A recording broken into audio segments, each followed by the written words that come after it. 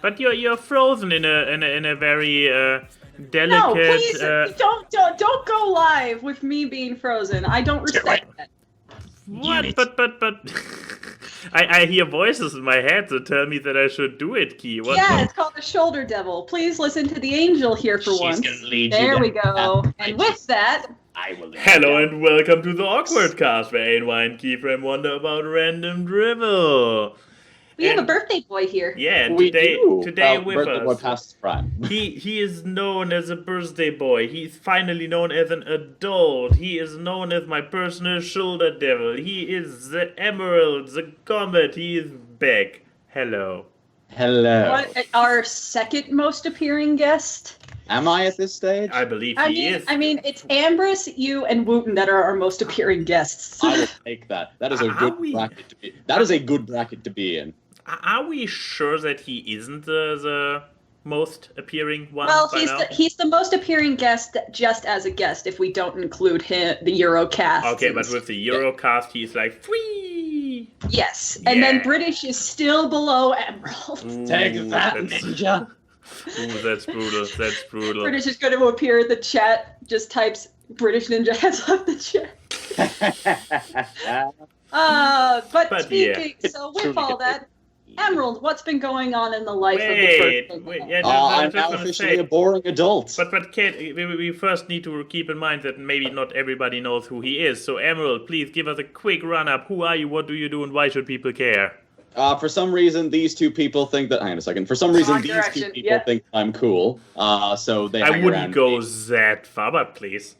Amusing. Like... The trained monkey in the cage. You know how Max's channel is called ANY Entertainment because he didn't want to list himself as funny? That's you. It's true. Yes, exactly. Yes. I don't consider myself funny. So in terms of like brony stuff, because that's like the thing that I do on the YouTube channel, I make a show called Emerald Comet. It's a little bit like a top the fourth wall, except we talk fiction instead of comic books. You still do this? Wait, let me see. Last upload a yes, year when was ago. The last upload? A year ago, and it's not even you in the thumbnail. In the loosest sense of the word, I make YouTube videos. What I do now is I am in college doing film and TV production. I'm in my last year. You're doing real things. Yes, at the end goal. I wouldn't know what that's like. The end goal at the end of the year is to make movies and entertain all of you lovely people watching and many, many more lovely people who decide to go to cinema to watch stuff. Yes. Yeah, cool. But yeah, you said that you're now a boring adult. So what's the life as a boring adult like? Well, I'm about 20% more depressed. Perfect. The alcoholism has definitely started to kick in. I can confirm I witnessed myself just 2 days ago. I'm very looking forward to all of my hair falling out and waving a stick at kids to get my lawn. No, he hasn't. Yes! Get off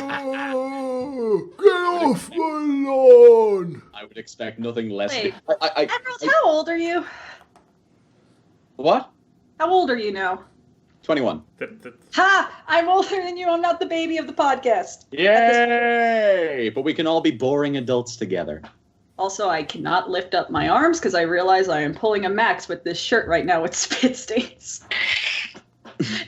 Anyways, what else has been going on? You said that you're working on something in college. Yes. So this is our last year. The module that we all sort of work in means that we all produce a short film, which then gets screened in a cinema that's in Dublin City at the end of the year, and that sort of acts as the calling card for when you leave. So when you turn up to, I don't know, a bunch of people who have money and you're broke because you chose this life, you're just like, hey, I made this. Please hire me and please give me money. And hopefully they say yes. If not, you go back to being broke for 10 years. And I don't know, hopefully something good comes out of it. So that's the end goal, making that hopefully. And if I may be a little bit self-indulgent, I'll show you guys the birthday present with which I'm going. Go ahead. It's your time. Ooh, let me show you this big boy over here. So there's big boy. let's let's do a meme on this. Hang on a second. Let me grab something to illustrate my meme. You two, be funny. I'll be a second. You're asking the impossible. But we are in the guest introduces himself section. right. I'm off. Routine broken. Does not confuse me. No, it's okay. Okay, good. We're back. We can go back to the routine. It's okay. I have saved the show. We have the Virgin DSLR, all right, and then we have the Chad video. Oh, that is suggestive. That is very, straight up camera porn. I love it. This is Chad. This is absolute. I'm going backwards. Okay, so if I ever visit Dublin, something will be missing from your home when I leave.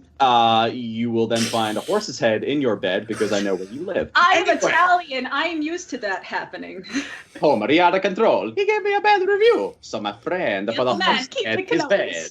He hated the head and gave it a bad review. True story. No, but yes, this is the this is a Canon C200. It's like the AK-47 of cameras. Like, I don't recommend that you drop it, but you could drop it in like sand or snow and it'll still be okay. That's not going to happen because this is my son. So you're going to be doing daily vlogs with this, probably. How about no? Because the physical arm strength required to hold this big chunking thing. I always feel awful whenever I have a camera around my neck because I feel like one of those tourists. So I try and avoid it as much as possible. But like, I don't think I possess the physical strength anymore to be able to hold something this big in front of my face. I'm just imagining you doing it, be like, "What's up, gamers? Welcome to my vlog," and it's over and all you hear is you groaning, putting the camera down. Hey, what's up with your boy, Emerald? Come on. Oh fuck. Yeah, well, I guess in half a year or however long it takes, we will get to know Buff Emerald. Because just from all one arm. Exactly, from all the camera holding, he's basically where is this? Where you have this big guy who has just one super arm and the other one is just a stick. Yeah, just a stick. Every other cartoon. It just looks like you know which one is the dominant hand. Yeah, exactly. Yeah. There's that clip out of Family Guy where like Quagmire learns about internet, and he's standing like this way towards the camera so you don't see. I've got to get the mail over and there. And he raises the arm. Yeah, exactly. It's just out to fucking here. Yeah, it's crazy. But what else besides that, Em? Oh God, what else? I mean, did there something happen like within the last 48 hours where maybe Key and I were involved? Yes. Or did you completely black out? I dragged these two into my screwed up little world with a bunch of our mutual friends. Sat down for a nice evening is what I would call it, where we all like ate, drank, and were particularly merry. And I realized that I was old because for the first time in my entire life, I woke up with a mild headache, and I was like, "Oh shit, this hasn't happened before." I was not prepared for this. That as the years go by, I'm just slowly becoming a tired drunk because I was so sleepy after the call. I was like, "Good night." I wish I could be like that. Probably like becoming a mirror version of Max. Give me another couple of years. Yeah, but credit to all Americans taking part in it as well. I mean, British, Emerald, and I, we're European, so for us this was Friday evening drinking. Mm-hmm. All the other folks in the call were like hardcore Friday afternoon daytime drinking. I will say, like, the people who are on the fucking East Coast and Central Time, it was still early evening. For us, it was 3 p.m., so we were afternoon drinking, and the thing went on for like 3 hours. So, but yeah, I'm not taking your time, Emerald. We played a lot of Quick Flash and trivia, and nobody won the last Quick Flash. True, games. nobody won. It was so weird. Wait, did we? No. There was a person named Nobody, Emerald. You got to remember things. I'm explaining the joke, so obviously it's funnier. But we did play Whiplash, in case this was your question. No, I do remember playing Quick Flash. I just forget the dumbass who named themselves Nobody. I know, right? Somebody really, really silly must come up with such a name. Oh, God damn it. The funny thing, it actually came to me in the first game, because the winner in the first game, the game ended with username escaped. And I Oh was yeah, for murder mystery. exactly Parties, yeah. for murder mystery party. The winner is like in a news article, the name, and then And the escaped. person who won was named Send Help. Send help. Escape. And I was like, no, drunken, tired. It would be so funny if it said nobody there. So I used nobody in the next game, which was not even the same game as my username. I just kept naming myself Max Hates something. So I Yes. think one was like Max Hates Key, Max Hates Dogs. And, Oh and, no, the first one was Max Won't Win. and going by the going by the reactions of other people, some of them thought it was actually me. Oh well, like when people in Quiplash saw Max Hates Dogs, even I for a minute was like, why do you have to do that? Well, this was a tradition With from you. like the first time it was Emerald's birthday and we did a Skype call because I think we were playing golf with your friends or Quiplash and I named myself just A and Y and I just hear in the Skype call, who the fuck named himself me? I'm not that. And no one said anything and I was just being quiet and then they found out it was me.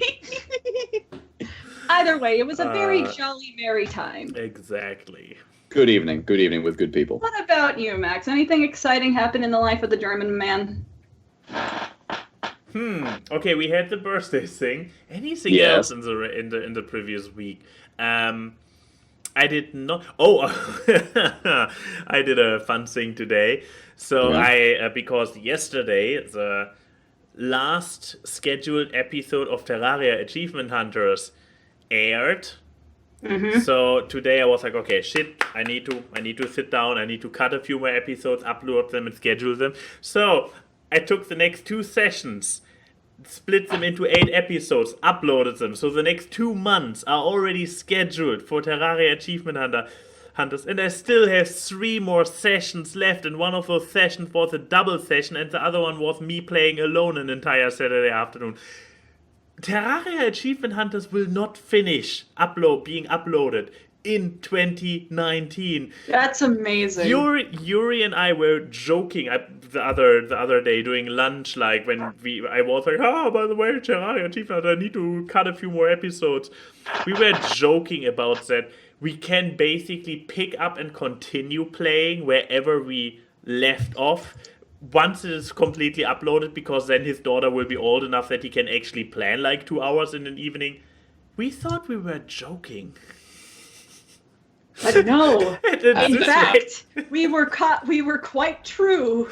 at this rate, I have the feeling little Maya will really have her first birthday before I'm done uploading. And we literally stopped It is with the Maya's. game that never ends. Yeah, and we It just literally goes on we and literally on. stopped with Maya's birth. So this would be Yeah. an entire year we had already. And Good why? job. Good And why? job. Yes. I have a serious question. So, to Maya, are you going to be like the cool uncle who like writes the piece of paper that lets her get out of school early and then goes for McDonald's, or are you going to be the grumpy uncle? No, he's gonna be the uncle that only shows up on the birthday and just gives a gift card. I'm already that to my real nieces. So Exactly. So I why thought change better of what you, isn't Max. broken? now that's the thing. Yuri is already a nerd and everything, so I will have a hard time to be the freaky nerdy uncle, because to No, it's top just her gonna be head. like, look, Daddy, it's your twin. Have you guys seen that video of like Ninja Brian showing his daughter like the T-shirt with all of them on it from Yes. Game Grumps, and like she points at Danny, he's like, "Danny, your friend." It's like that. I love the thing about Ninja Brian's daughter. Apparently, for the first couple of years of her life, was terrified of Danny and would just scream if he was around. Really? of the gentle Jew boy that is Danny Sexfang. Hi, I'm Danny.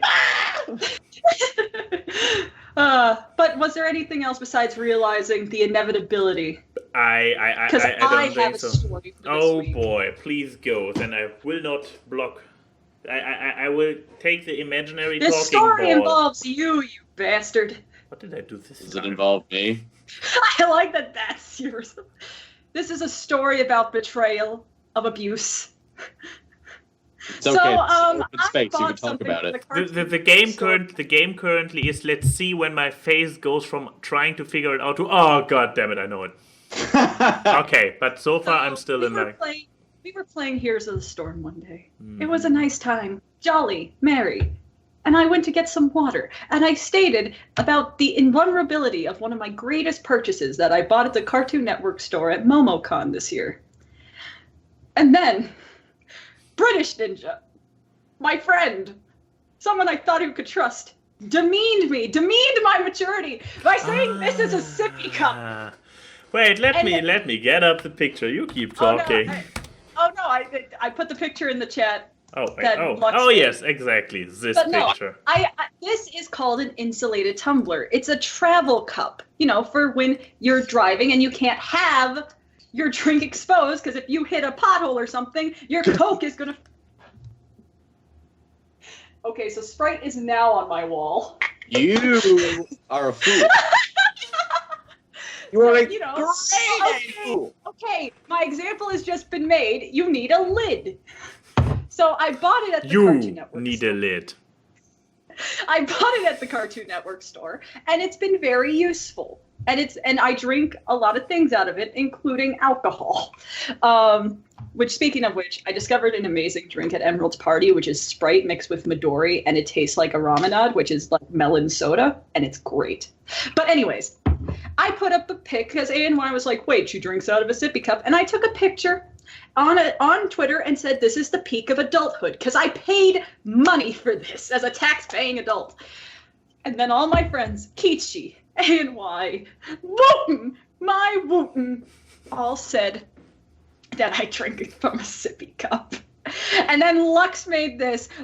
Kichi spent $7 to get this drawn. And I think this will probably be our art of the week this week. So it probably will be, yeah. But I'm just saying, multiple people have these.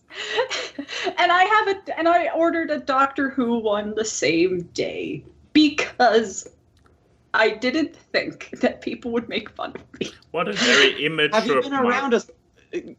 Yes. We've been friends for 3-4 years now? Yeah, 3 years. It feels like an eternity. But you should know us by now. Oh no, I completely know, but it's a funny ass story.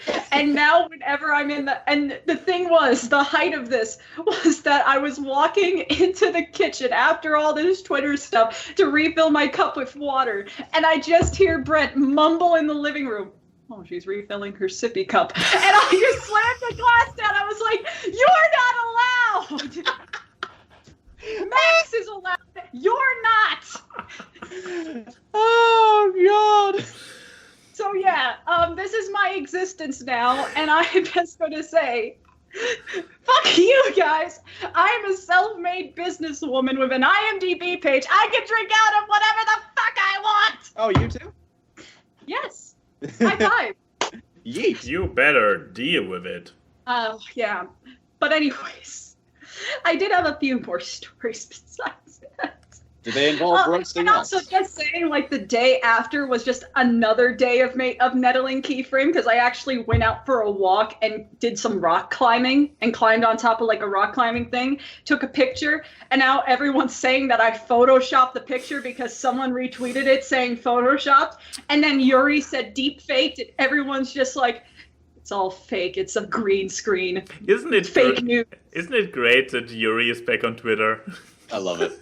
The only plus side of Yuri being back on Twitter is that he gave me a workout plan. Oh. But, yeah. But no, my week has just been filled with nettling Keyframe, which I guess is an improvement compared to my other weeks. But, still, thank you, Lux, for this great drawing. I can't say that I don't like when Luximus draws my character. It does look good, in fairness. Oh yeah, I mean, she draws Keyframe quite well, and I don't usually get pony art of Keyframe anymore, so because I'm a dirty furry and just keep commissioning art of my persona, some of that will never see the light of day because of reasons. And I thought better of you. But others can see the light of day. Huzzah! Oh yeah, Oh, but I God. got this one all the way back at Euroferns. It was a Your Character Here that I got, and this sparked a whole discussion that me and Max had because I was at Euroferns when this got made, and we just had a discussion of how the disparity of how people draw my persona, because so many of them draw her with like a dog's muzzle. The problem is the ones that do draw her with a dog's muzzle we cannot put up on Twitch, but like it was just a thing of. I think he didn't recognize Temper because I think you thought it was a cat. Yes, because that's the fun thing. I follow this artist, so Amankia. Yeah, this art popped up in my usual in my inbox on Furfinity, and I was like, oh yeah, that's it. I believe I even favorized it without recognizing Tempera. And now it's even more of a favorite. But I was like really happy with it. But for some reason, I just always have Fur Affinity logged on my desktop because no matter what, it fucking never lets me log in everywhere else because it keeps saying the password's incorrect. So I just don't deal with it. But since I had no access to my computer, I was like, hey, Max, can you check to see if they finished it? And they did. Yeet. Okay, Magical, you're definitely not allowed to call it a sippy cup. Everybody in the chat. My friends teeter on being allowed and not, and that's depending on how much I like them. Everybody in the chat. I will. I don't know what I'll do, but like everybody in the chat, just call it a sippy cup, please. I'm just gonna make because just saying like this wall is now completely empty. Yeah. I'm gonna fill it with floating shelves. Originally, it was going to be for my figurines because I have a lot of. Little figurines. Oh. And box sets of DVDs. I think now in spite of people, I'm just going to collect a bunch of insulated tumblers and just have an entire wall of them. Well, see, I thought you were going to say a dartboard and just like all of our collective faces on them. It's like the scene when Shaggy and Scooby go into the bar from Scooby-Doo 2 Monsters Unleashed, and they have like a dartboard with Fred on it, and they shoot him right in the crotch. No. The best one is the whack-a-mole set, and everybody hits like the catchphrase, Jinkies, zoinks. Oh God. The movie's Jen amazing. and I like you. You're allowed. Enigma. If I say no, you'll probably stop asking questions. That Irish, I know you're in the chat. You know what to do. But yes, that was my week. It was actually kind of positive, and I will take that with pride.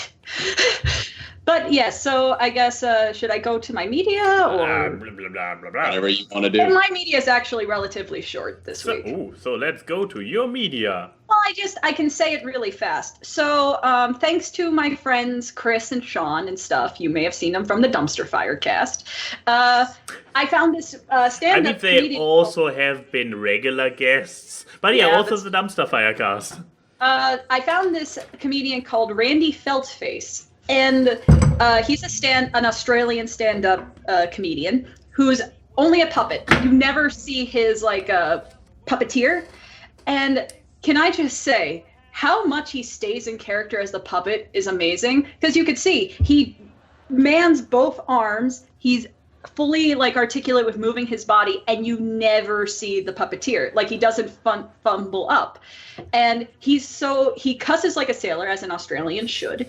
And he's just fucking hilarious. And he actually had a short-lived show in Australia that was only 10 episodes, and it was like a musical comedy show, which was really cool. And I think he toured in America recently, but he doesn't tour in America a lot because he was like, oh, I don't know if Americans will get my humor, which I completely disagree.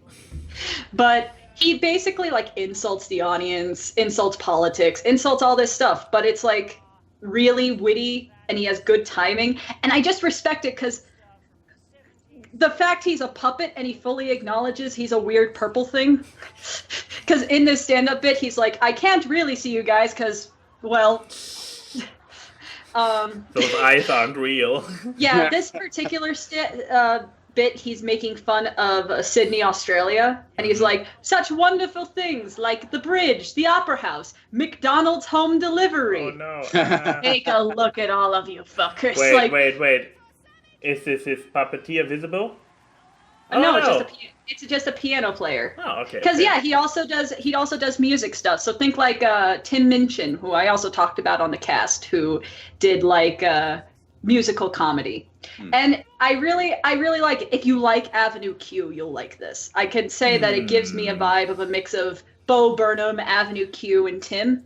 Which, by the way, I discovered that Tim Minchin wrote the Matilda musical, and now the James Corden sketch that has him and all of them doing the When I Grow Up musical number with Donald Trump and his cabinet at the time makes so much more sense now. Into why? Because I never realized it, because he played Trump in that one. And I was just like, oh, those are two wires that should have connected a long time ago. And the light bulb goes off. Yes, but he has a YouTube channel. It doesn't upload often because he got bigger, you know? But you could see a lot of his stand-up skits. I know that if you look up on YouTube, there's one full show, so like an hour and a half long show that you can do. Plus, he's obviously been on award shows and American shows. Like, I think there was like recently, like, it was either Last Comic Standing or this most recent show that I found called Bring the Funny, which one of the Try Guys was on, that he performed on there. Though I don't really recommend those two because it's American TV, they have to censor it, so he can't curse. And I think, like, you know, it adds to the kind of bogan charm that he has, that he can curse. So I think, like, look that up. Look up, I think it's TJ and Randy, the show that they had. It's only 10 episodes, so you could probably binge it. But it's all really good. And I'm always glad to just find more stand-up stuff that I like. If he wouldn't be Australian, I would have said, let's put him on the list. We can find time. If we can schedule a recording of one for Cloud Cuckoo Country, we can schedule one for Randy. I mean, that's the thing. There's a reason why we never had Cloud Cuckoo Country or Anthony C on here. Because timing a European, an American, and an Australian in one call is like... We could just... Those will be the episodes that are just recorded and we premiere on Twitch. Or something like this, yeah. But yeah, that's who I recommend. Link to his YouTube channel below. Go look him up. More good comedy from Keyframe. Yeah. So, I would say, what was my media? Oh, good job. Oh no, we have two. I just wanted to say, hey, let's take Emerald's media now because it seems to be dark, but then I realized that mine is not really happy fun times either. Let's just go with yours. I'm sure Emerald can at least spin it better than you. Wow. What? He's the literal film student. Key, here's the thing. I look like I know what I'm doing. Most of it is I just pretend to look like I know what I'm doing. Okay, that's a good. And I pretend to look to know what I'm doing. That's literally what I just said. Damn it, I wanted to twist it around. Never mind, my media. Somebody... So I had this on the back burner for a while, but since I actually finished listening to the audiobook this week, I was like, hey, if I don't talk about it now, I will never talk about it. This looks like a fun topic. Oh, you think this is fun? We get to mine. Exactly. No, well, I will approach this relatively neutral. First of all, if the name doesn't give it a little bit away with the God Delusion, Richard Dawkins is a relatively outspoken, well-known atheist, and is very much pushing atheism from a very scientific point of view. Here's the fun thing, I had an audiobook from him, the very same one, in German, ages ago, got it somewhere, and I listened to it before, and I was like, I had the feeling something was off about it. Now, when I got the actual English version on Audible, I realized what it was. The English version on Audible... translation? No, it was like twice as long. The ripped version I had was kind of like every other chapter or something. Okay. The funny thing is about this book that it's not a novel or has a plot or something. It's just like addressing different elements of religion and talking about them, and therefore it's very episodic, very snippet by snippet. So when an entire chapter is missing, you don't really notice. But yeah, having listened to it and being an atheist myself, two things I can say about this book. The one thing is that it is very interesting because he gives a lot of explanations for where a lot of God belief and faith come from in humans, and he gives it scientific explanations, which is if you are rationally focused atheist like I am, is like the kind of thing like, hey, cool, I always had this feeling that it didn't make sense to me, and now here this guy actually explains it.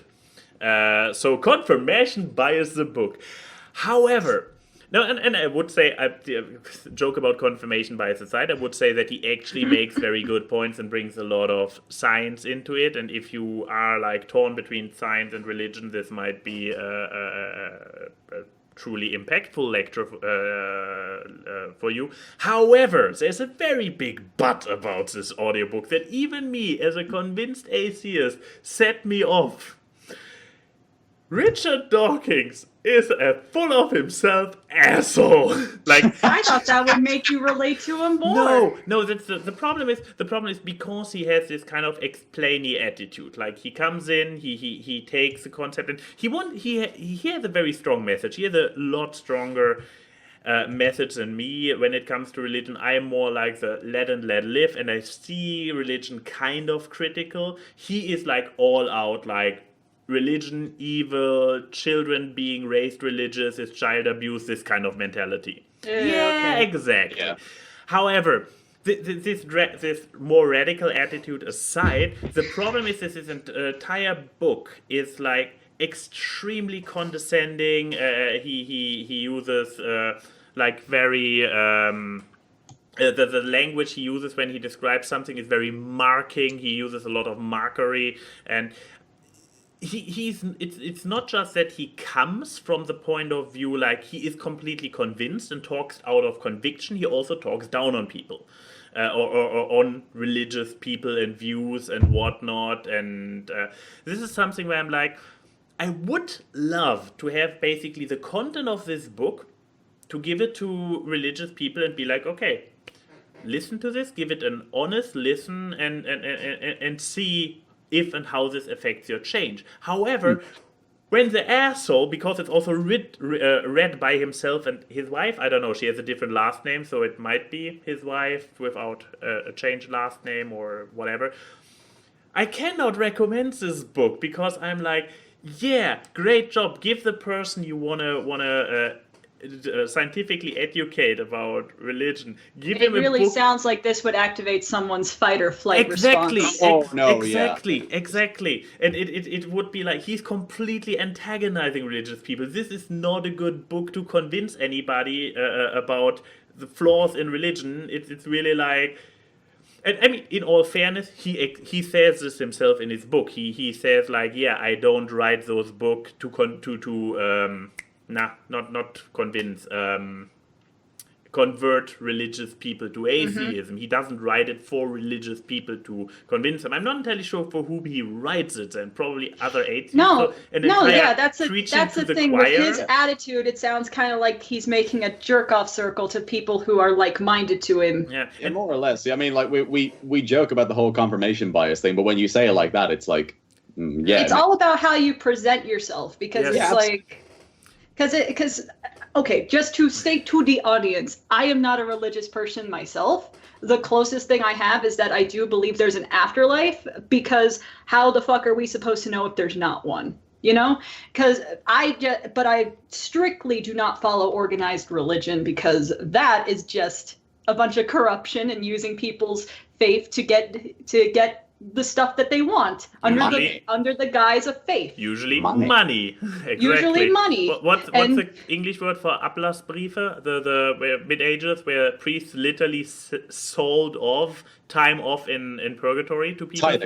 Tidings. Okay, I didn't know the English word. But the thing is, I don't follow organized religion like that, but I do believe there's an afterlife. I guess agnostic is the best term.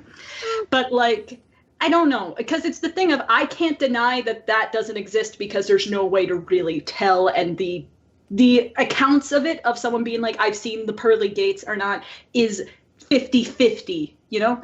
Or point being, I would say that it's all about how you present yourself. I got exposed to the more secular mindset through, well, people like Max, who didn't demean me for the fact that I had a belief. It was just, we had different viewpoints, and I can see his viewpoints and the logic behind it. Yeah. If you just go up to someone, and it's the same thing for the other way around, because that's how I experienced it, and that's why I leaned more towards the secular mindset, because I lived in Southern Baptist country, and they literally had a thing called a hell house, which was the Christian version of a haunted house, where the different rooms... He talks really? about They brought up hell houses? He talks about hell houses. This is his God. thing. He really talks about a fuck ton of very interesting stuff, and he brings a lot of scientific facts and whatnot, and studies and so forth, and he debunks a great amount of argument. The problem is that he's a condescending, arrogant asshole. Exactly. And it's just kind of like, it's intriguing because people who are like that, they think the worst of, well, obviously he thinks the worst of religious people. Yeah. However, the radicals on both sides act the same as each other, just with different context. Yeah, exactly. And it's just like, it's just the thing of, I could see why you wouldn't recommend this book. That's the most thing with radicals. Yeah. Their substance can make sense, but they don't have the self-awareness to know that this is not a good idea. Yeah, they don't. That they are presenting the worst of their ideals. I'm not even sure if this is true for him. If he really is the Not worst. for him, but in general. Yeah, I agree. So at the end of the day, would I recommend this book? Yes, but with a very big asterisk on top of it, and like a big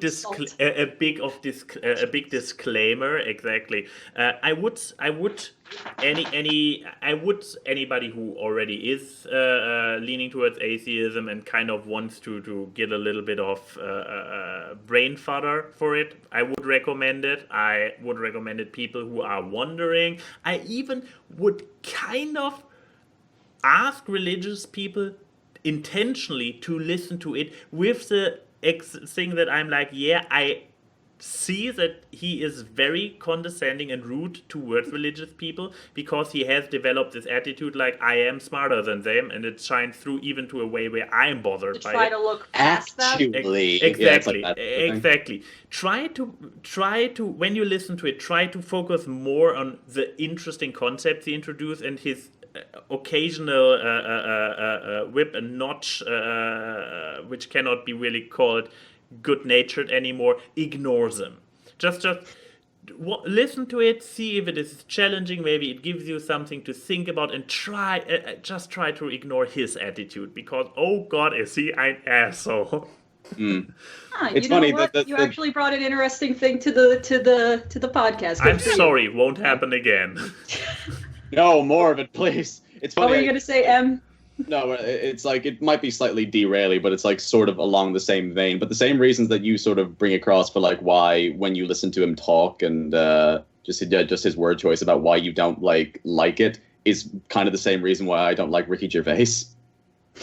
Like they both genuine, because like I appreciate Ricky Gervais as a writer, but when I hear him talk, like he has that same kind of air of pretentiousness. That air of like, and it doesn't have the fact that he's English, but it has that same kind of like, I'm smarter than you because I'm not religious and you are, like, kind of thing that he sort of just puts across. I don't know if that's like exactly what he's like as a person, but every time I see him being interviewed, I always just see like, I just get this air of smugness across the screen. Like in South Park with the cloud of smug. Yeah. That's not smog. That's not smog. It's smug. Yeah. Everybody. Oh no, George Clooney's acceptance. I thank the Academy. Or when Carmen puts on the hazmat suit and he goes to the San Francisco. We are basically European Speaking of hazmat suits. Exactly. Oh yeah. Just your media. Exactly. Perfect. So really, before we get it on screen, so 75% of this, let's say like 65% of this podcast has been like, good fun times, happy times, birthdays and stuff. We got a little bit serious there with like, the God, the Richard Dawkins and philosophical talks about religion. Time to bring the mood down, folks, because I'm about Wait for Man, it. we should have ended with Randy. Man. I'm going to talk about Chernobyl. This is going to be fun. Ooh, I've seen this. This is good. Have you seen this show? No. I have.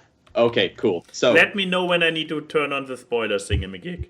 I don't know if it's based off a real event, so I don't know Yeah, how if we're people gonna go. don't know the Chernobyl thing, So, what did okay. they teach you in your history class?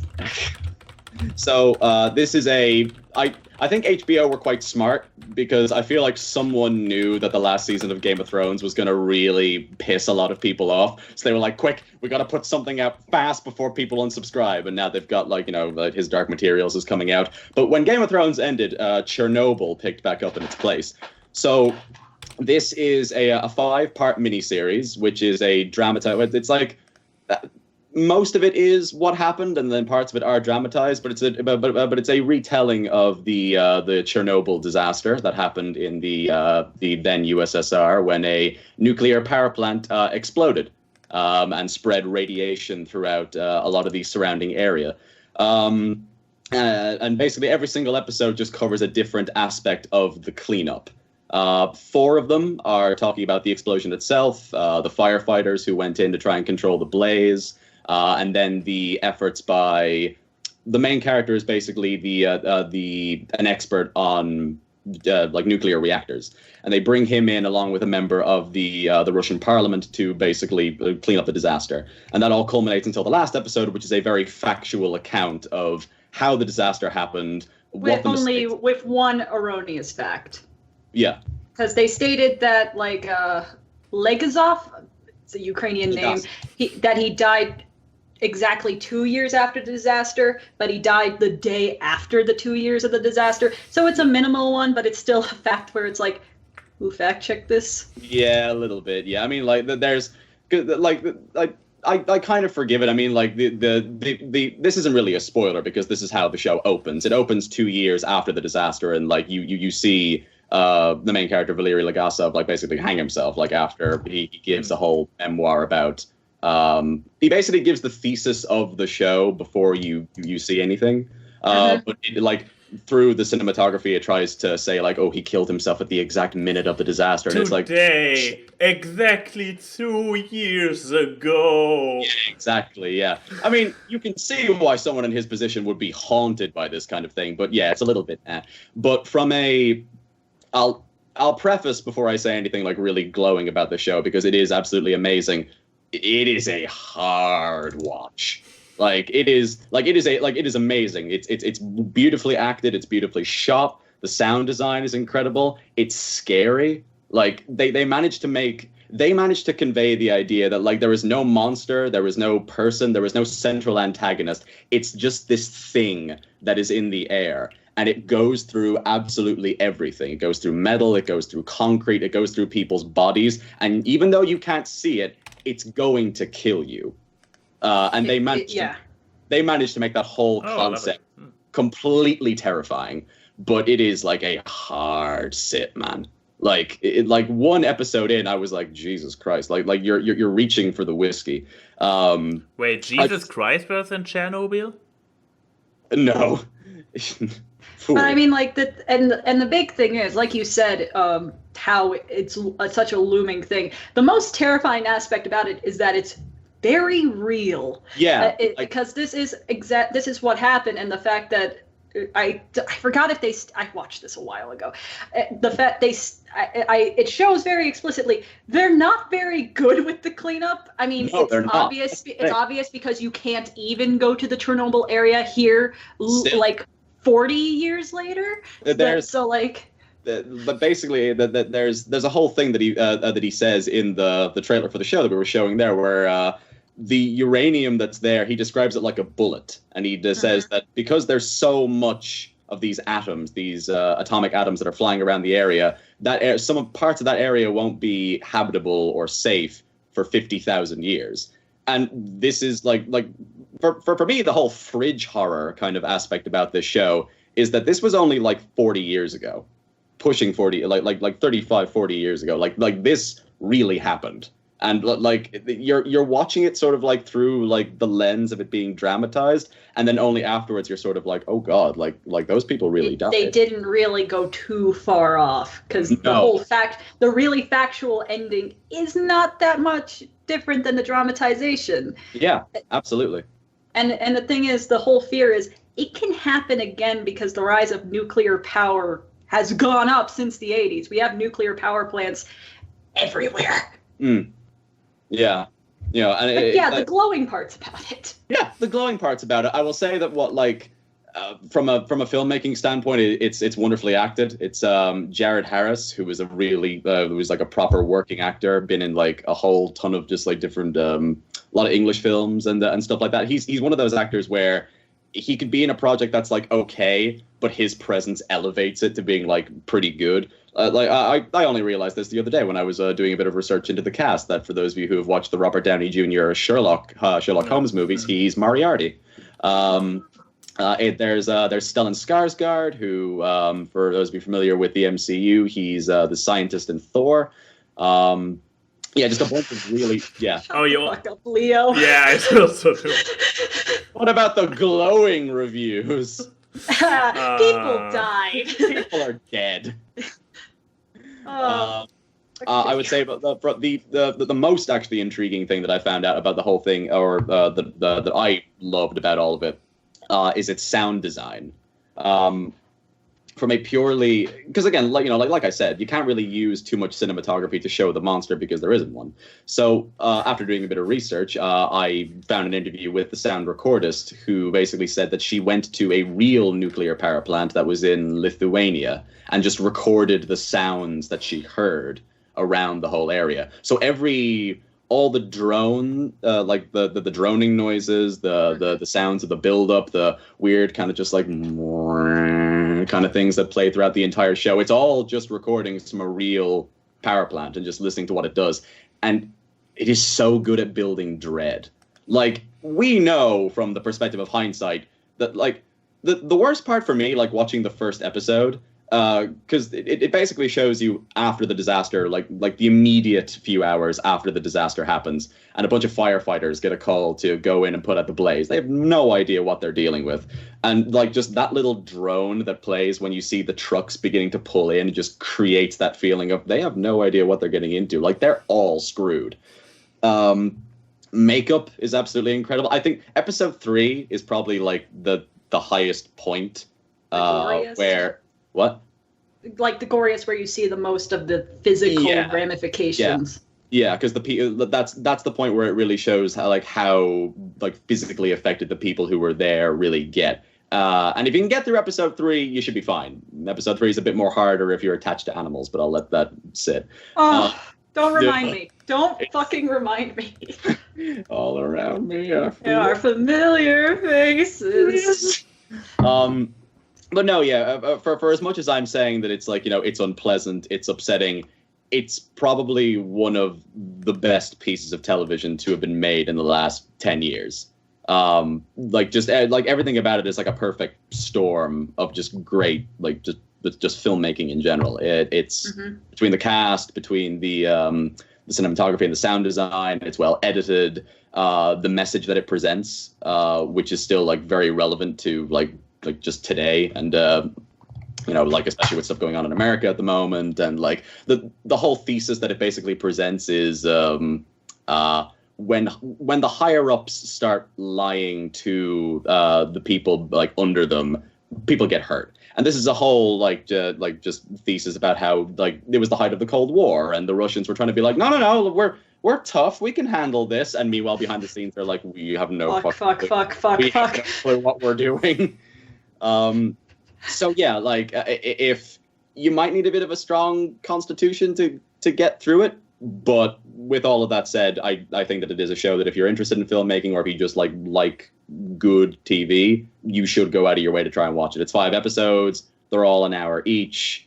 Great show. Just have the wine on standby. That's all I'll say. Emerald, what are you talking about? It's such a pleasant watch. People should do a double feature with that and Handmaiden's Tale. They'll have such a great time. I still haven't seen that yet. I've only ever Flips of Golly gee. Let's have some fun Q&A time. By the way, I was so intrigued with YouTube's media because of the effect it had on the chat. It's probably the most active the chat has been in a while, and it was nothing but discourse. Oh, did we get any questions on Twitter? Yes, we did. Hey guys, the show's fun. Welcome to the Happy Fun Time Show, where we talk about religion and nuclear disasters. Okay. And puppets. And puppets. Let's maybe start with a very easy one, invoking positive nostalgia feelings. Asked by Fraser Plays 1. Do you guys remember Nintendo Power? Why is it not coming on? I actually did have some of the Nintendo Power magazines. I was too young. I do not remember them because we didn't have them in Germany, but we did have a local Nintendo magazine, and I do remember it, and I had many of them, and they probably shared the same very weird comic strips in the middle. I assume, unless they drew original ones for Germany, because oh boy, they were bad. Oh no, they were just as bad in America. My buddy Enno in the boarding school and I, so we had those, and I brought this giant stack of Nintendo. Don't ask me why we didn't even could bring consoles into the boarding school, but sure, I brought the magazines and we read them. Sure, let's read these. Let's read these game guides that we can't use. Exactly. I mean, come on, guys. I was an OG nerd before the internet was a thing. I brought my console magazines, and we learned some of the worst phrases of those comics and shouted them at each other. We were basically memeing before memeing was a thing. That's how old I am. You're like the elder nerd. Kinda. It was really The like eldritch. I just needed to go. I just needed to go to him and be like, and he replied with tasty cookies. Because there was this one comic where there are cookies and they turn into something was gross about those cookies. I believe they turned into robots or something, but one character ate them and the speech bubble was just like, great cookies. German, obviously, but great cookies. And we were just like, it's so bad. It's amazing. We love it. Oh, I found the comic from the Nintendo Power I had that I remember, because some of them were hand-me-downs from my cousins who, you know, are older than me, obviously, and then some I actually had. I think this one was from a hand-me-down, but I remember it just because of the obvious frame of. Oh God! No! It's Pipe-O-Rama. Wait. How do I?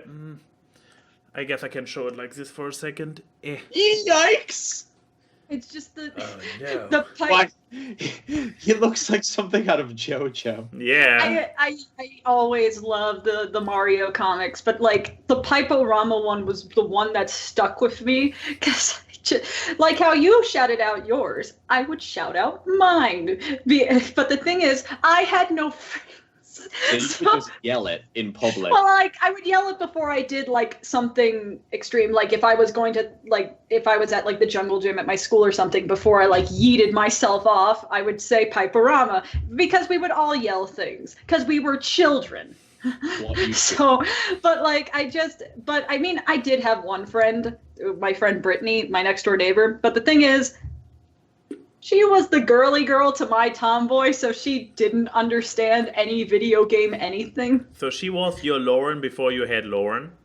Lauren actually likes video games, so let's give her some credit. Alright, Lauren is actually a nerd, isn't she?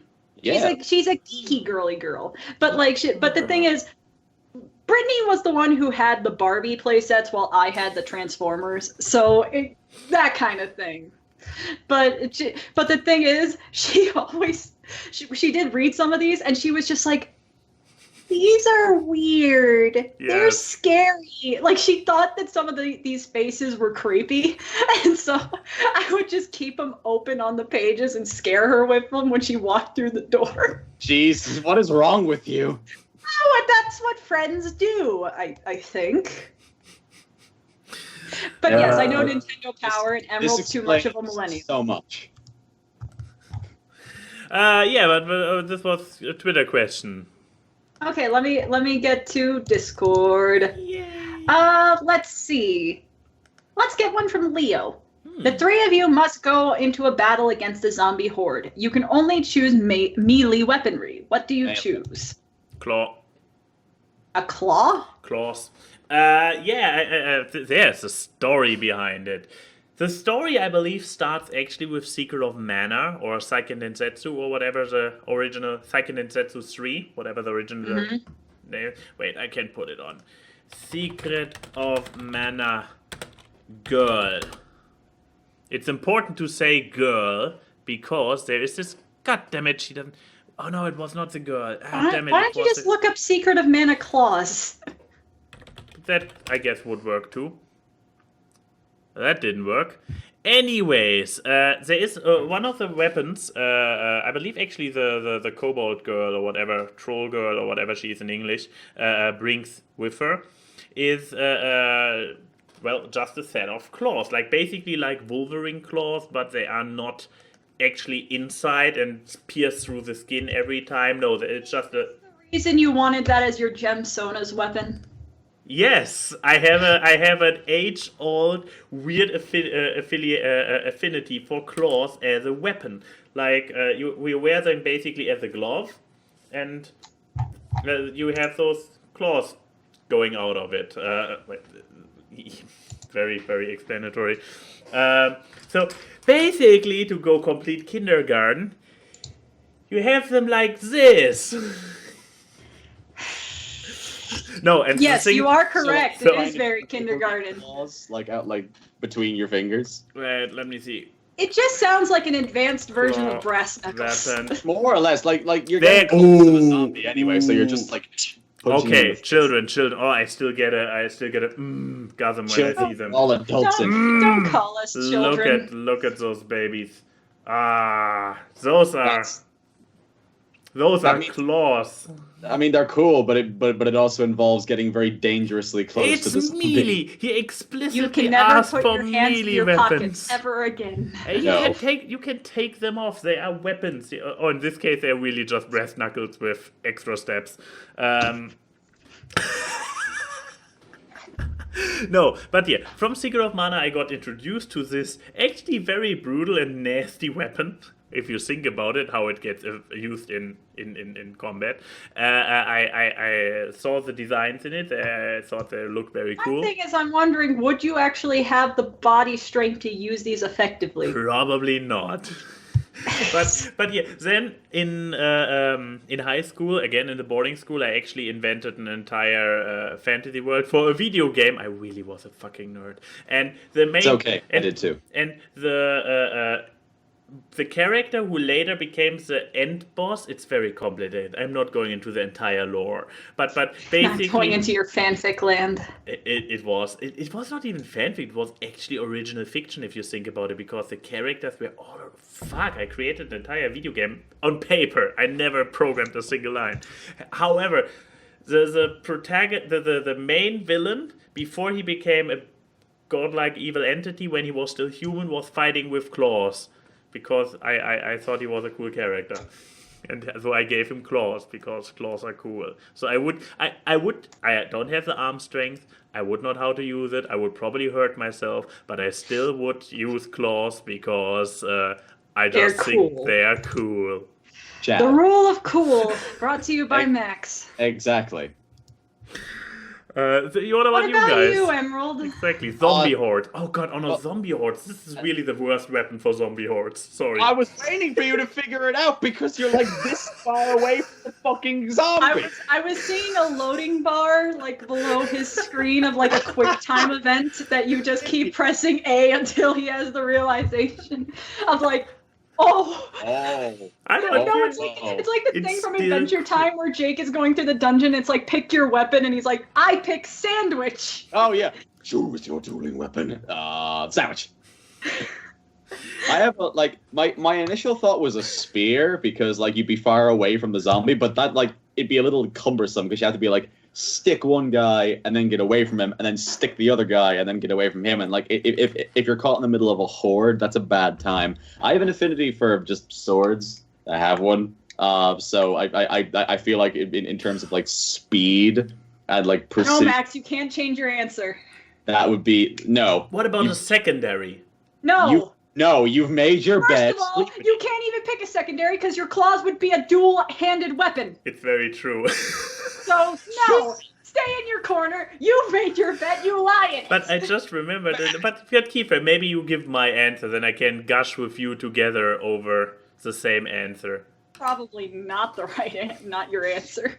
But yeah, I just remembered that I have another melee weapon that gives me not a literal erection, but a mental one. This is still not good. Continue talking. I want to hear about this mental erection as we're all done. I don't. Okay. Cool. I'd have a sword. I think that's like, I don't know. I'm just gonna go full Evil Dead and go for a chainsaw. That works. Oh yeah, right. That gets messy after a while. What if like a whole load of like... No, here's the thing. In my imagination, if I am in the middle of a zombie horde, I'm probably in a very urban area, such as a city. So, and most chainsaws run on kerosene. There's not only multiple gas stations I could probably take it from, it has actually been proven that you can use the grease from fast food restaurants as a way to power certain things. Because truck drivers actually use the oil from and oil and kerosene from fryers to help them go on long trips. So as long as I can figure out the filtering method, I would have endless fuel. That is one of the most beautiful things I've heard in the entire week. Oh, also Leo Emerald wants to know which kind of sword. Let me see here. The Messer Falchion. Or exactly. So I could, like I said, Denim, I would just need to learn how to refine it. However, if a zombie apocalypse is an imminent thing, I would probably learn that skill. This is why you pick This is why you pick smart people, the smart people to be in your zombie horde, not just blonde brawn. Yes. Not just brawn, because what are you going to? I hope that someone who's all brawn and no brains knows how to seam themselves clothing, and so for protection from the weather. Do you know what I mean? Or how to like fucking plant. But what's your mental erection thing, Max? No, but first of all, what this reminds me of that Yuri and I had this actually a little bit dark conversation over lunch, which translated to Twitter a bit later, where he was talked about Chernobyl. We can't go any darker. Well, it's basically the same on a global scale, where he is like, yeah, if global war, if climate change actually is as bad as some sources say, when his daughter is 30, it will hit the worst, and basically everything will go down, and why me and him and people will probably not have to live through all of it, his daughter will have. And he was like, yeah, so the other day I actually calculated how much I would need, how big of a farm I would need to create produce by myself to keep me and my family nourished in case civilization breaks down. So he actually did this, but once again, because he did this because he's a fucking nerd, so he actually prepares mentally for the apocalypse. And that is why he will live. Exactly, fucking nerds will survive the apocalypse. That dude standing on top of the car with his fucking chest out, knife in one hand, gun in the other, with his fucking family in the house behind him, with the army of raiders coming forward, and he will just scream out, "You aren't gonna take me alive!" Oh, please, his wife will stand right next to him with some kind of thing like, Elena is a monster, she's tough. She's a badass. She's a badass. Shout out to Yuri's wife. I've never met you, but cool. Yeah. Gee, you look like you have a 1,000-yard stare there. Are you alright? What? Sorry. So, exactly. I have. What were we talking about? Weapons. And I wanted to give my melee weapon. I said mine, right? Yes. Yes. And okay. mine. I'm still surprised that nobody picked lawnmower. I mean, come on. What was it? Okay, which kind of lawnmower are you talking about? The hand one where you're just sticking it up so the blades go into their face, or the one you drive? No, the hand one. But what was it? Not Evil Dead. What was it called? Dead Alive. Dead Alive. Yeah, Dead Alive, where he just goes from the Lord of the Rings guy before he did Lord of the Rings.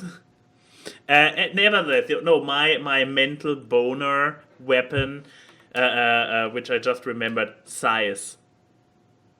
Scythe? How do you pronounce it? I never. Scythe. Because I recall I did inventory once in a tool market, and with a buddy, and we while doing the inventory, we also came into the tools department, and we were both standing in front of a modern scythe, so with a black, elegantly waved metal rod, and then this blade on top, and we were both like, and with two grips to hold it, we were like, wow, this is a beauty. Sexy. Give me a zombie horde to go through it. I mean, it's probably still very ineffective as a weapon, and I would probably still get myself hurt and killed. It's cool. It's cool, that's the point. Sorry, next question. We got hold up on this one question for far too long. Thanks, Leo. Thanks, Leo. It was a good question. Let's see.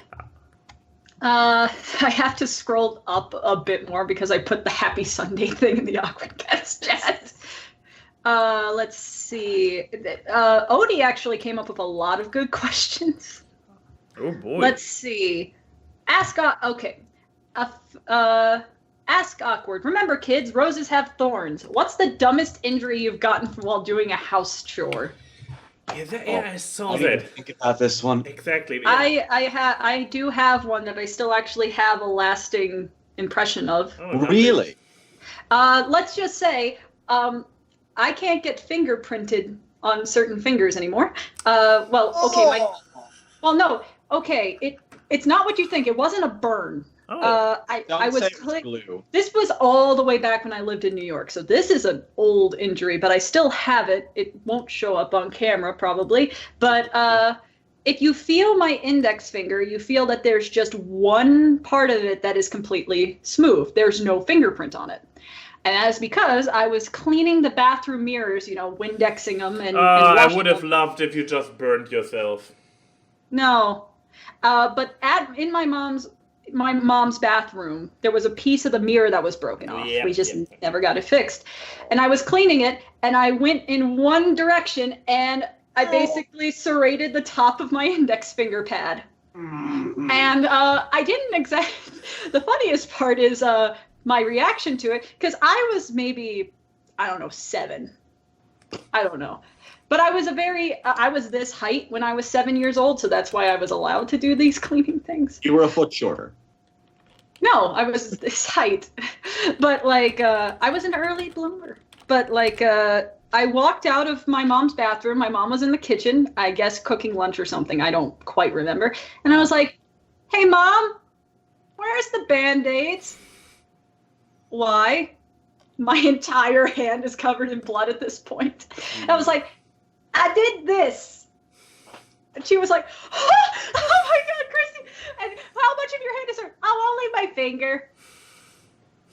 And she just ran me to the kitchen sink and this was the more hurting part. She turned on the sink, but she was so panicked she didn't know which nozzle she picked, and she turned on the hot water. And I was like, that was when I started screaming. And my dad was in the living room being like, what the fuck are you doing? Chrissy got a cut. Why is she screaming that she cut off her hand?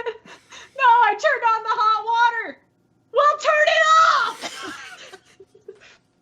and then, I got wrapped up and everything. But when it healed, it just didn't heal completely correctly. So I just have this, everyone thinks it's a callus. And it's like, no, my skin just healed on a hill, I guess. That is, but I find that memory entertaining just because my mom and dad were they weren't fighting. They were just so panicked. They didn't know what to do. Meanwhile, I was calm until hot water hit my hand. The least part of this injury. Also, careful if you don't use Odie's chosen name in Discord. He's going all Destiny's Child on us. Fine. Friends Marathon all week asked this question. I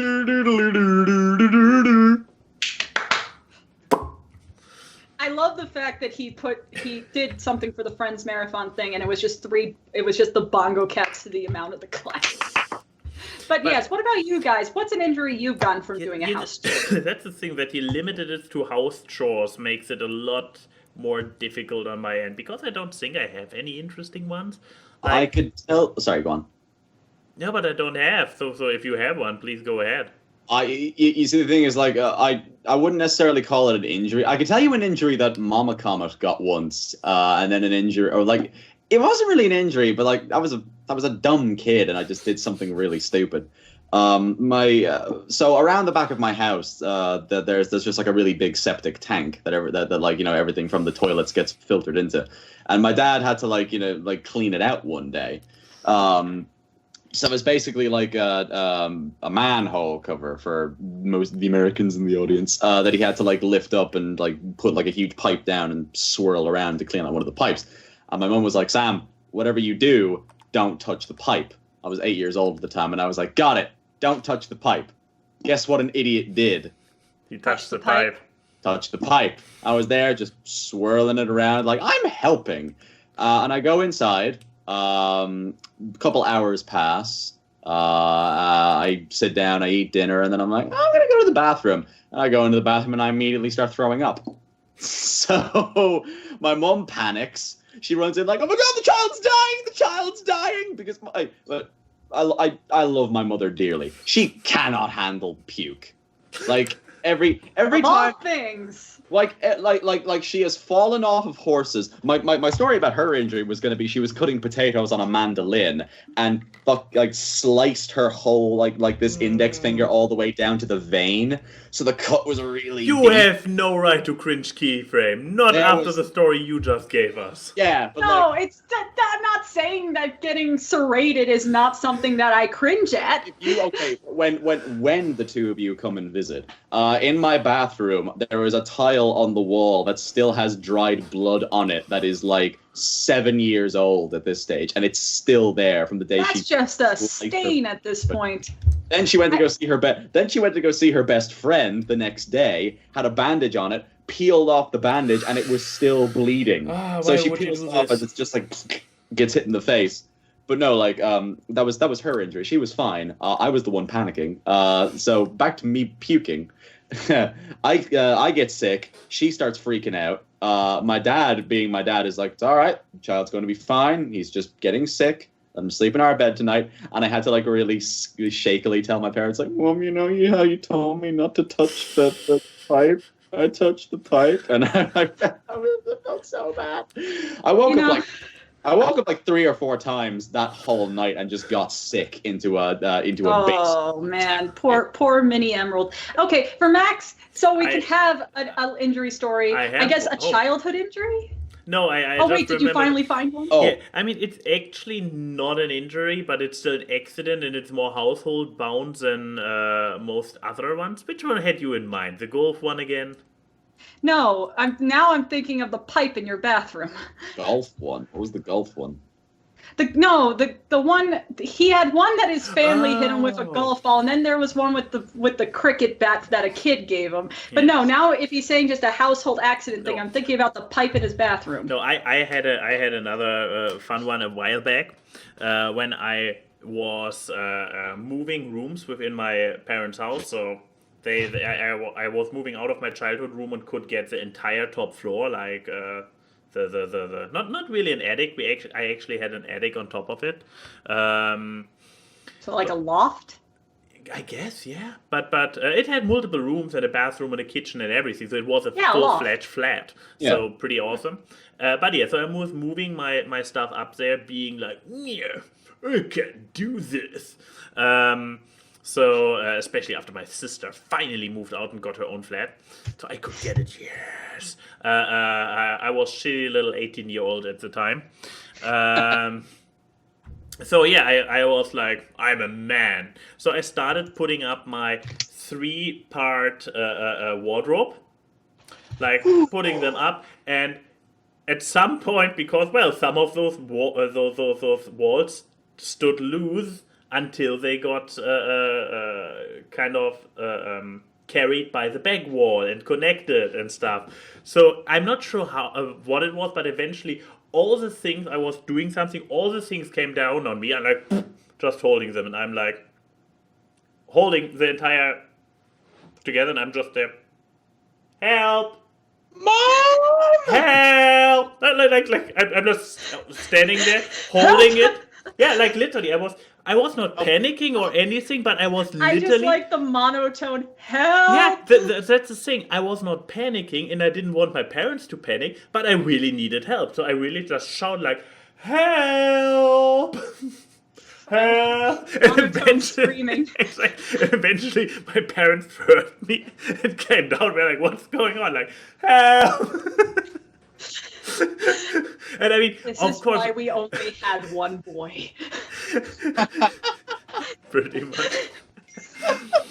I mean, it's like it's like a super easy task if you have a second pair of hands, but I tried it all by myself. However, fun fact: my wardrobe here in this very flat I'm living right now, I put it together by myself alone again, I believe. I did not learn from it. However, I didn't scream for help. Nothing. Fall on top of Look, you. I'm Okay. just saying before we get to the next question, no household accident will beat Mama Keyframe's story of how when she was a teenager, she lit off a firework in the house and she didn't want to get in trouble. She put it in a kitchen drawer and walked out of the room, and then the kitchen went on fire. That is the most beautiful thing I've ever heard in my entire life. Yeah, thanks, but obviously I am an improvement of my mother simply because I haven't done that yet. Not yet. Emphasis on yet.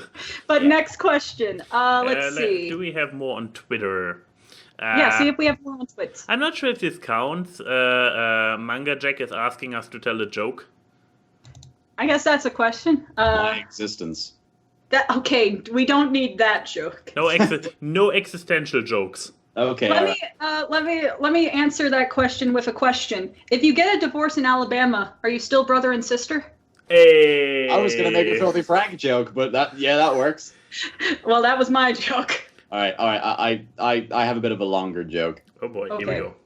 All right. So, Guy is I think I might have already told you this one, but I don't think I told them. So, Guy goes on a business trip to Japan, and on his first night there in Japan, he hires a hooker.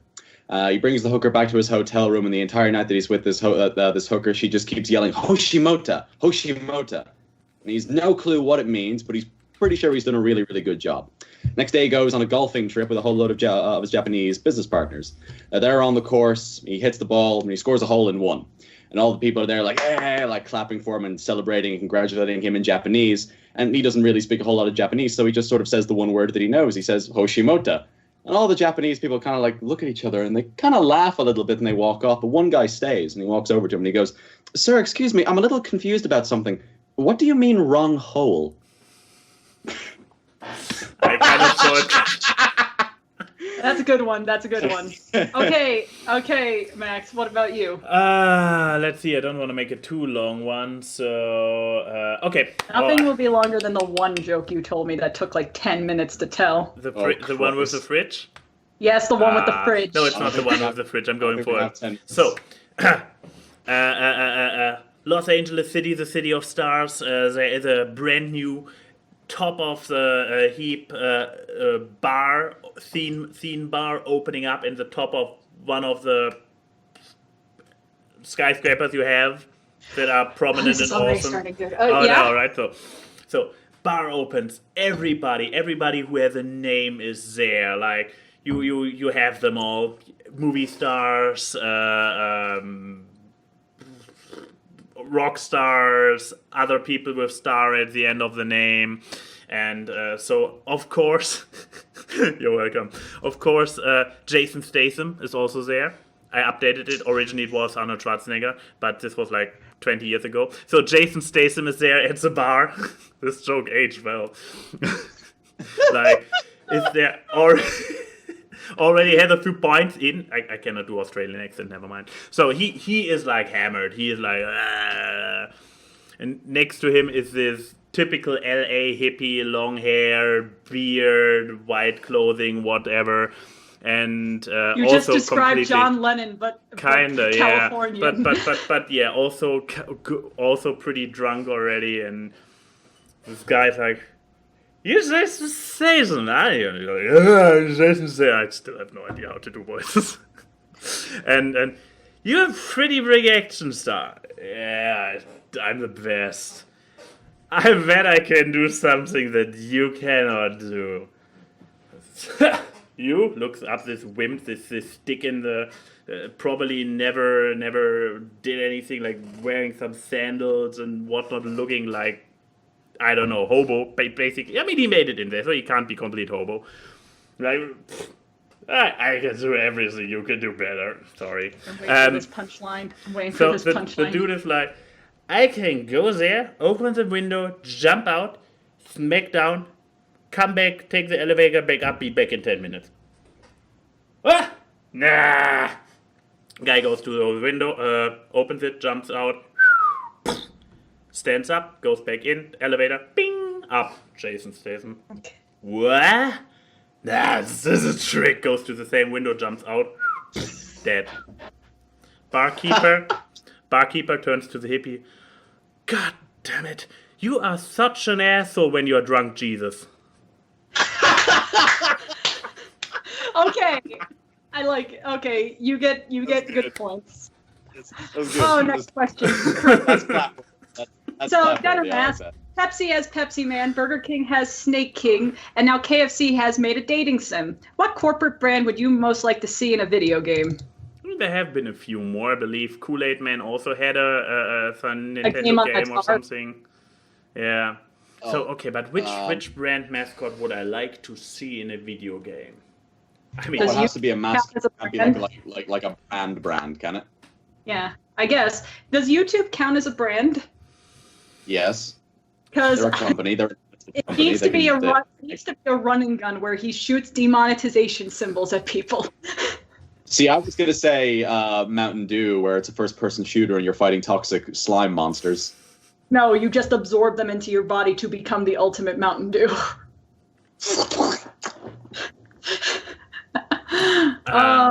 I would maybe say the Wendy's chick. Oh, And- what, is but is what it like genre- Oh Sir the Insult Simulator where you just insult people? kind of like this, some kind of social manipulation game, I assume. Of course you would make a game with a cheeky anime girl in a god complex. Of course. That is you. So I'm not surprised. What else is there? Fun fact, many Okay. people don't know, I am a cheeky anime girl under the skin suit. Yeah, like I've seen it in person. It's actually horrifying. Yeah, That no. raises so many questions. Anyways, next question. Another one from Friends Marathon all week. Ask Awkward. So no one told you life was gonna be this way. What show would you like to see a marathon of? Or said in other words, which show would you binge rewatch? So what is a bingeable show to you that you would watch again? Avatar. A show that has replay value, I guess. Every show, I mostly watch shows in binging, so basically, yeah. But yeah, Okay, Emerald, what's the show that's been one of your favorites to binge? Emerald already gave the easy answer. It is. It's the easy Oh, wait. answer because it's true. That show is so rewatchable. You can just Keyframe. watch it Yeah, once, and it's like, oh, it was amazing. And watch it again. You watch it Oh again no, and again no, and no, again no, and again no, and no, again. no, no, no. Oh no, it's happening again. Oh, I'm frozen, am I? Yeah, No. but being frozen is not the problem. The problem is that XSplit is also frozen as a whole, so I cannot unfreeze you. Well, I guess Emerald is just going to be a stand today. episodes of the AWKWARDCast, and we finally have a malfunction. Oh no, it's not the first one. It's just, oh, now he walked away. He's stretching. Yes, yes. No, I'm just stretching. It just doesn't Showing off the ball. unfreeze. This is There we go. this is Oh really no, he's bothering taking me. off all his clothes. I- Too bad you guys can't see this. Yeah, Oh no, the clothes are off. Oh jeez. Do we need to Here, let's get a restart the stream just for Nah, the I Q&A mean, section? we are far enough. We could have hit Emerald at a worst point, and we had guests without camera before. Yeah, so Hold on, okay, hold on, we'll hold on. get through this question and then we'll do the fuck, marry, kill. It is bothering the fuck out of me. But if we basically, I mean, we are nearly at 1.5 hours, so it's a Yeah, good so let's point. just do this question, then we'll get to fuck, marry, kill, and then we can. And then I restart show for the and cry. post show. Yeah. I'm gonna hold you there 2 seconds since the audience can't see that I'm taking off my clothes. Let's just get a sound effect. Ooh, my. Oh, that's awful. But okay. Let's see.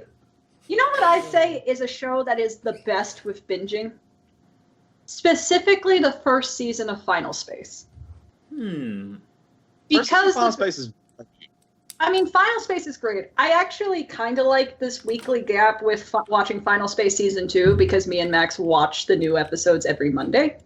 But, like, the thing is, Season 1 of Final Space has a thematic thing that the second season doesn't have, is that every episode starts with a countdown.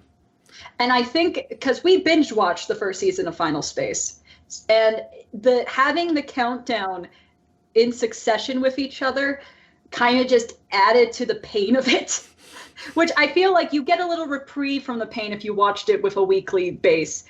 But no, having Gary be like, the cookies will be ready in 3 minutes, and then you just immediately get hit with that again. I rewatched the first season of Final Space yesterday, and just when Hugh said, "I'll miss you, friend," it hurts so much from binging the other episodes, and it's just like, I think that one is a great one to re-watch and re-binge if you want to just hurt yourself over and over again. Oh, yeah. And you know I do. Yeah. And, I mean, I would say it should be something that's short enough because... Oh, yeah, because it's only 10 episodes. No, because otherwise, if you are, like, complete binging, like, yeah, if you go, for example, for Friends, the binging would simply, to take more than an entire weekend, I guess.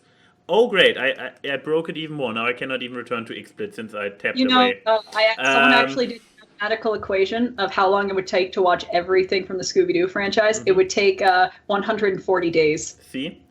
Something like this is not really bingeable. I mean, without sleep, I assume. Was it without sleep or with sleep? Without sleep. Obviously. Welcome to my live stream. I'm going to just sit here for 140 days. So, okay, let's see. So, Avatar with only 3 seasons is short enough, that's true. However, already taken. I actually used to have Futurama first 3 seasons as DVD boxes, and I did binge watch them back in the day, but the show is too long by now, so a show short enough that you can binge watch it.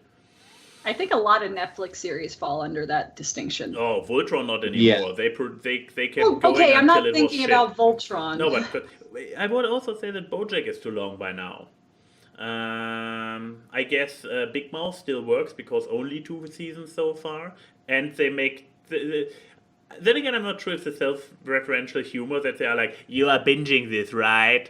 When the characters They only do it like 3 times in the entire 2 seasons. It's true. And besides, who doesn't want the shame wizard insulting you, saying keep watching this shite? No. I want to pull out a classic. Oh boy. Disney's Gargoyles minus the last season because the last season was shit. Okay, that works. Basically, all the 90s Disney shows, because they usually were capped by 2 seasons, I believe, or was it? The only one that didn't was Aladdin. And Kim Possible. Kim Possible actually was so successful. Kim Possible wasn't 90s, Maxie. 2000s? Yes, it was a 2000 show. I kept watching TV. I kept watching cartoons to the 90s. Day. The 90s era is the Disney afternoon. Mm-hmm. So and Kim Possible was not it was the era after the Disney afternoon block ended. But yeah, I mean they broke the mold because they were like they got the usual amount of episodes. Fans were still hot. They made the syndication. Then they made a movie, and the fans were still so hot. They were like, okay, let's make one more season. Why not? So, which actually I believe produced a pretty epic, even better season finale. So good shit. Yeah. The season all of itself wasn't that great. Nah, it's the usual. But the series finale was good. I'm just saying the season as a whole was not the best. I mean, obviously it was a season that was just produced to milk it, so they usually drop a little bit in quality. Gravity Falls is a good bingeable show too. True. Yeah, that is only 2 seasons, nice length. Mm-hmm. I would agree. But yes, pick one of those for me. Anyways, moving on. The Fuck, Marry, Kill. Again, by Enigma. Yes. Where is Wolfhead? Where are you, boy? Ask Awkward, Batman, Cape Crusader, Dark Knight, greatest DC detective. He's got some grand villains in Rogue's Gallery of Villainy, but we're going to be dealing with the lamos of this in another issue of Fuck, Marry, Kill. Kite Man. He's a guy who flies a kite, that's it. Condiment Man. He's got a face a mother truly loves and all the secret sauces in his utility belt. And the Scarecrow. How dare you count Scarecrow as one of the lamos? How dare you? Scarecrow made it into Batman the Animated Series multiple times. Scarecrow is in the Arkham games. Scarecrow is in the games. Yeah, he is a villain in the first Nolan one. And I would say Scarecrow is the only truly great character redesign when they changed to fit the Superman cartoon, because holy crap, his second design for the animated series is terrifying. Yeah, so he has a great... You want to talk about a meme of a villain from the Batman series, Killer Moth? Oh yeah, Killer Moth is a good one. So yeah, Kite Man, Condiment Man, totally lame, but Scarecrow is a Chad. Yeah, I'm sorry, Enigma. You just you could have done better with that last one. Scarecrow is a very frightening villain. Anyways, Max, why don't you go first, since you've been playing Arkham Asylum nonstop for the past week? I finished it, by the way, and I'm already on the challenges again. Given how short I needed to get through it hour-wise, it might be my fourth playthrough after all. Because I always thought I had only played it through twice before, but apparently I did it 3 times because otherwise I could not have this many hours in the game. I'm too it's not long enough. Yeah, how dare I? No, I'm saying how dare to Enigma. You could have picked any villain. You couldn't pick the crazy quilt from the Batman villains, whose power is literally that he wears a gaudy-ass quilt. Like... Or Zeus. There's a character named Zeus. I only know about Zeus as a... I'm gonna put Crazy Quilt in the Skype chat. Look at this guy. Oh boy, yeah, he's Look at this. a person.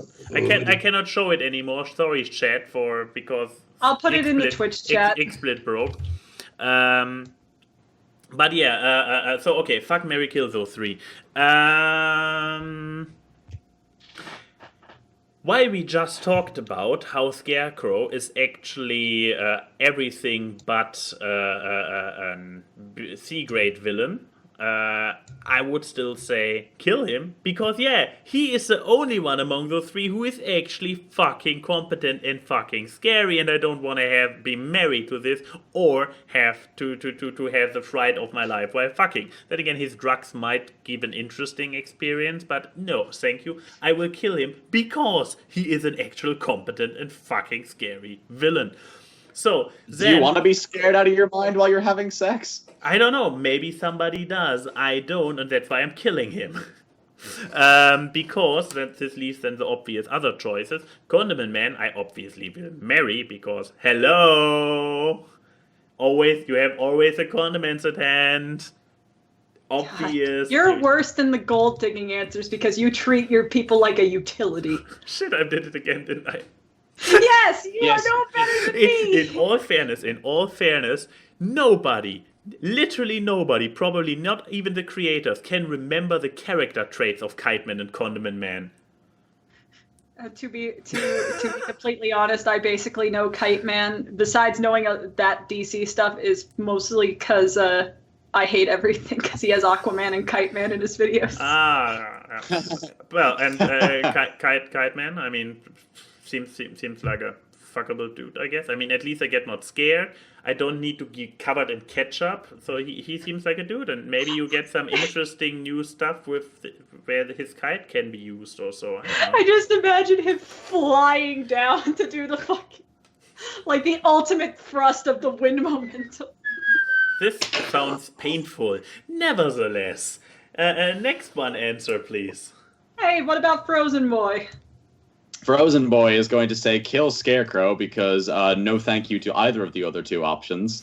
I'd rather not be terrified every day in a marriage, and I'd rather not be terrified for however long he takes to finish. That sounds awful. I would actually marry Condiment Man. Actually, no, would I? No, I'd fuck Condiment Man. I got that backwards. Just because, I don't know, that much sauce. Feels like that could be. Okay, Emerald's into food play, confirmed. In years to come, when I'm trying to get funding for films, people are going to find these and be like, "So, Mr. Burke, I have a few questions I want to ask you." Yeah, sure. Do you recall saying that you would have sex with a fictional supervillain? You get it. You have an investors meeting with Warner Brothers. You recall saying that you would have sex with one of our properties because they have a lot of secret sauce on them? Now here's and instead of you being embarrassed, like, this is why we think you're the perfect candidate to direct our Kite Man movie. Probably. We obviously know how much you love the character. $100 million, please. And I want a guy dressed as Kite Man, not the actor, on stage in my fucking hotel room every evening. And then I will marry Kite Man because, I don't know, seems like a nice guy. If he's into his kite flying, we could have days we just go to a park and fly kites. It'll be nice. Oh shit, it's my turn, isn't it? Oh shit, it's my turn now, isn't it? Yes. Can you shake it up? Can you provide a third answer? Well, I'm going to say this. Scarecrow. I'm going to fuck the Scarecrow. Okay. Because you brought up the thing of who wants to be scared during sex. And I'm like, it's something to try. I'm just saying, that little bit of fear can be exciting. Yeah, I mean, I'm like this much concerned. No, I mean, okay. First of all, it makes sense to take him as a fuck answer because you want to try this out in a single fuck and not in an entire marriage. Also, to bring up a very fun conversation I had with a female best friend from the olden days once. I know this conversation. Oh, you know this conversation.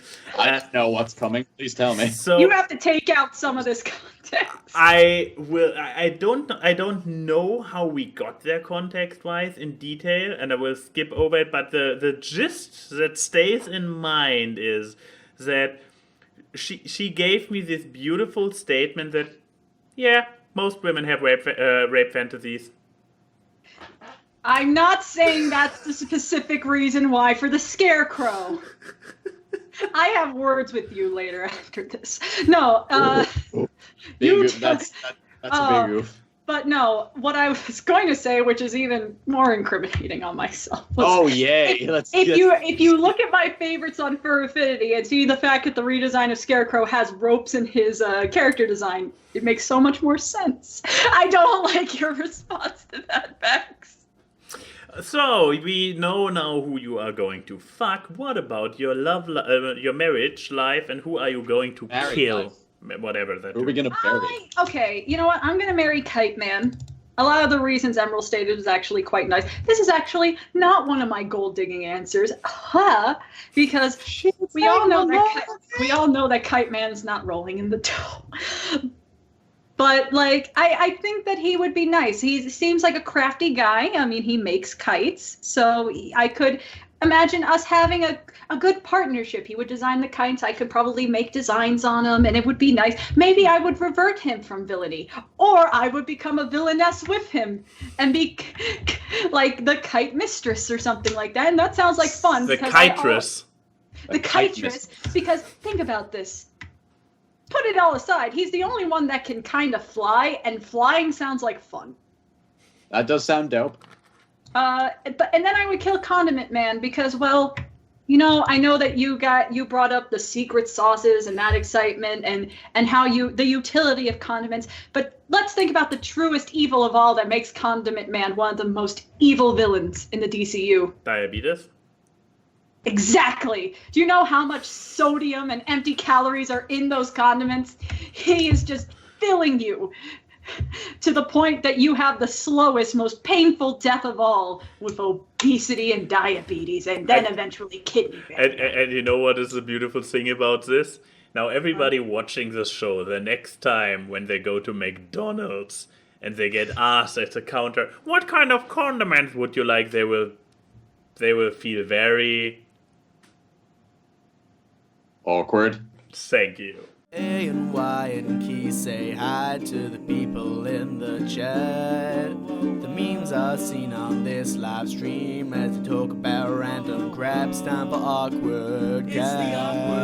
It's the awkward. Random guests and funny gags on the awkward guests. It's the awkward. Hard work and analysis which you do not